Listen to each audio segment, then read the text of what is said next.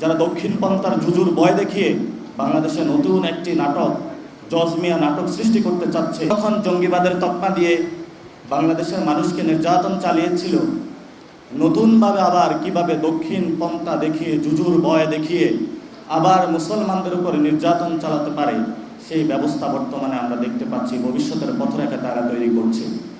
আমরা বলতে চাচ্ছি, বাংলাদেশে যারা জুলাই গণ অভ্যুত্থানের শহীদ, যারা আহত, তারা ডান বাম বুঝে না।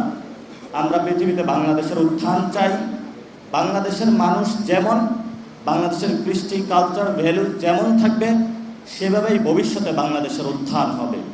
বাংলাদেশের উত্থান দক্ষিণ এশিয়া থেকে রুখে দাঁড়াতে পারবে না।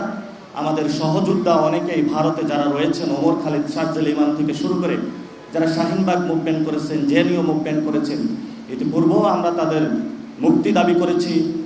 ভবিষ্যতে যে লড়াইটা হবে, সে লড়াইয়ে আমরা মনে করি ভবিষ্যৎ বাংলাদেশের রাজনীতিতে চাঁদাবাজের বিরুদ্ধে, সন্ত্রাসের বিরুদ্ধে, টেন্ডারবাজের বিরুদ্ধে, এগুলোর মধ্যে যারা সৎ সচেতন ব্যক্তিবর্গ রয়েছেন, তাদের মধ্যে একটি ঐক্য সৃষ্টি হবে এবং রাজপথে তীব্র লড়াই হবে।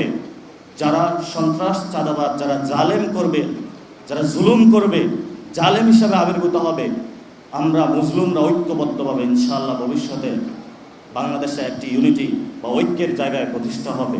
সবাই ঐক্যে খুঁজছেন। ভবিষ্যৎ বাংলাদেশে মুসলিমদের যেভাবে ঐক্য হয়েছিল, আবার ঐক্য প্রতিষ্ঠা হবে।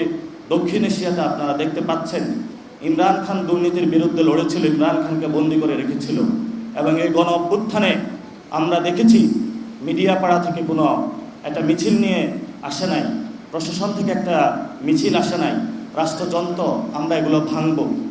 আমরা এই পরিস্থিতির মধ্য দিয়ে যাচ্ছি। আপনারা সে লড়াইয়ে থাকবেন ইনশাআল্লাহ।